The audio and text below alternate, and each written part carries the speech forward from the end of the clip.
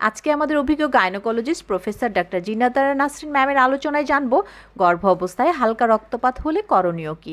দর্শক চলুন দেখি বিশিষ্ট gynaecologist professor doctor Jinatara Nasrin ম্যামের আলোচনা। তার আগে দর্শক গর্ভ অবস্থায় বিভিন্ন গাইনোকোলজিস্টদের এমন আরও অনেক গুরুত্বপূর্ণ টিপস অ্যাডভাইস পেতে করসেল বাংলাদেশ ইউটিউব চ্যানেলটি সাবস্ক্রাইব করুন। দর্শক প্রফেসর ডাক্তার জিনাতারা নাসরিন ম্যামের কাছে শুনবো গর্ভ অবস্থায় হালকা রক্তপাত হলে করণীয় কি, বিস্তারিত। আমি অ্যাকচুয়ালি আপনাকে সমবেদনা জানাচ্ছি। আপনি বলেছেন 17 সপ্তাহ আপনার প্রেগন্যান্সি, একটু ব্লিডিং হয়েছে, কিন্তু আল্ট্রাসাউন্ড কি বলেছে বাচ্চা ভালো আছে? যদি বাচ্চা ভালো থাকে বলে, তাহলে তো আপনার ভয়ের কিছু নেই।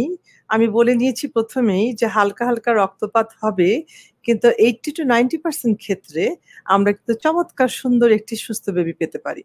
সুতরাং আপনার যদি আমি ঠিক বুঝতে পারছি না আপনার লেখাটি।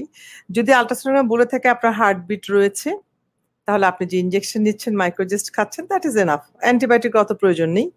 সুতরাং আপনাকে বেড রেস্টে থাকতে হবে এবং হোপফুলি আপনি ভালো হয়ে যাবেন। আপনাদেরকে অনুরোধ করতে চাই, আপনারা আমাদের এই ভিডিওটিকে একটু বেশি বেশি করে শেয়ার করে দেবেন এবং আমাদের এই ভিডিওটি শেয়ার করে আপনার টাইমলাইনে রাখবেন, কারণ আপনার এই শেয়ারের মাধ্যমে হয়তো অনেকেই অনেক কিছু জানে না, তারা জানার সুযোগ পাবে, দেখার সুযোগ পাবে।